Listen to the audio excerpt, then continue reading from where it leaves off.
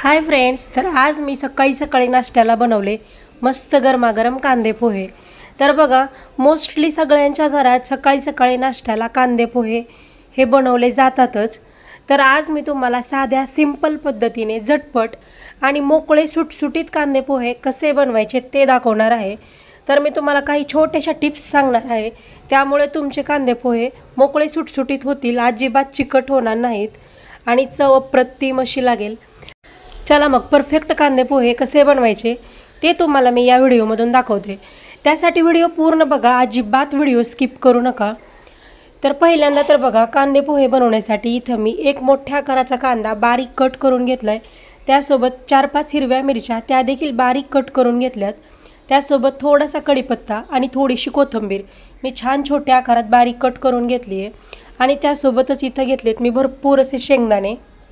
कधीही पोहे बनवताना शक्यतो शेंगदाणे जरा जास्तच घ्यायचे, त्यामुळे पोहे मस्त होतात बघा। तर बघा, आता कांदे पोहे बनवण्यासाठी इथं मी अंदाजे 1 ते 2 वाटी पोहे घेतलेले आहेत। हे पोहे मी पहिल्यांदा या चाळणीने छान असे चाळून घेतलेत। त्यामुळे काय होतं बघा, पोहे चाळून घेतल्यामुळे यातला जो कचरा वगैरे आहे तो बाहेर निघतो। आता त्याच चाळणीमध्ये मी 1 ते 1.5 ग्लास पाणी टाकून घेतले। आपल्याला या चाळणीमध्येच पोहे धुवून घ्यायचे, त्यामुळे काय होतं, यामधलं पाणी व्यवस्थित निघतं आणि आपले पोहे चिकट होत नाहीत। तर बघा, या चाळणीच्या खाली मी एक भांडं ठेवलं होतं, त्या भांड्यामध्ये मी हे पोहे छान असे स्वच्छ धुवून घेतलेत। जर तुमच्याकडे अशी चाळणी वगैरे नसेल तर तुम्ही बघा, एका भांड्यामध्ये जे पोहे घेतले त्यामध्ये पटकन पाणी टाकायचं आणि अगदी झटपट त्यामधलं पाणी काढून घ्यायचं। तसं जरी केलं तर त्यामधलं पाणी बघा लवकर निघतं आणि पोहे मस्त मोकळे सुटसुटीत होतात। तर इथं बघा, आपले पोहे किती छान मोकळे सुटसुटीत झालेले आहेत।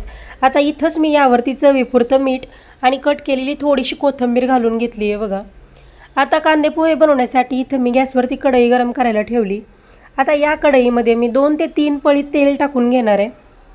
तेल छान असं गरम झालं की पहिल्यांदा बघा, मी यामध्ये शेंगदाणे टाकून घेते। पहिल्यांदा आपल्याला शेंगदाणे छान असे फ्राय करून घ्यायचेत। तुम्हाला हवं असेल तर तुम्ही शेंगदाणे भाजून घेऊन यावरचं जे साल असतं ते साल तुम्ही काढून तसे जरी शेंगदाणे टाकले तरीही चालतील, पण इथं बघा मी अख्खे शेंगदाणे टाकलेत। आता हे शेंगदाणे मी छान फ्राय करून घेणार आहे आणि हे फ्राय केलेले शेंगदाणे मी एका प्लेटमध्ये साईडला काढून घेणार आहे। तुम्हाला हवं असेल तर तुम्ही शेंगदाणे यामध्ये ठेवले आणि असंच जरी कांदे पोहे बनवलं तरीही चालतं, पण मी शेंगदाणे साईडला काढून घेतलेत। त्यानंतर यामध्ये बघा, मी 1 चमचा मोहरी घातली आहे। सध्या माझ्याकडचे जिरे संपलेत, त्यामुळे मी फक्त मोहरी घातली आहे, पण तुम्ही इथं जिरे नक्की घाला।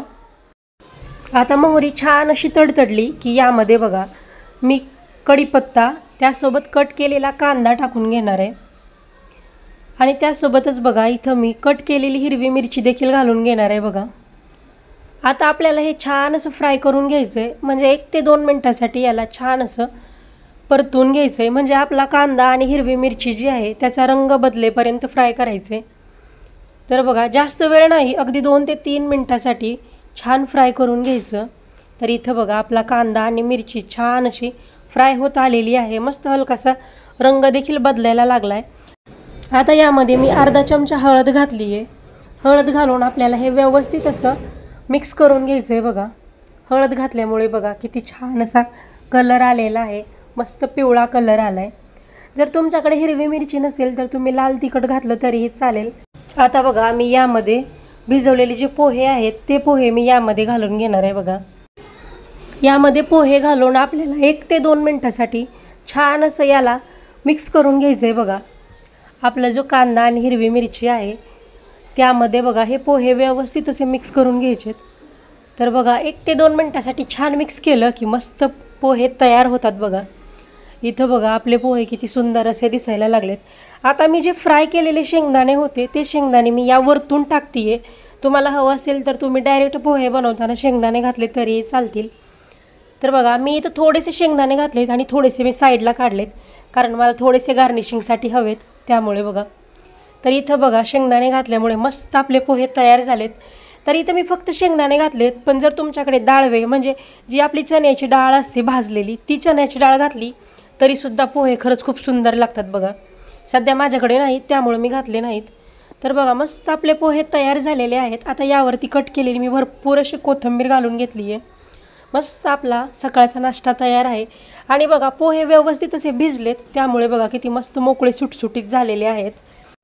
पोहे बनवताना सगळ्यात महत्त्वाची जी गोष्ट असते ती पोहे व्यवस्थित भिजवणं। जर तुमचे पोहे व्यवस्थित भिजले तर तुमचे पोहे मस्त मोकळे सुटसुटीत होतात आणि अजिबात बिघडत नाहीत बघा।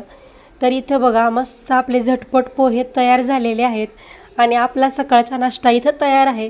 तर मी तुम्हाला प्लेटमध्ये काढून दाखवते बघा। प्लेटमध्ये काढते, मस्त गरमागरम पोहे आहेत आणि मस्त मोकळे सुटसुटीत झालेले आहेत।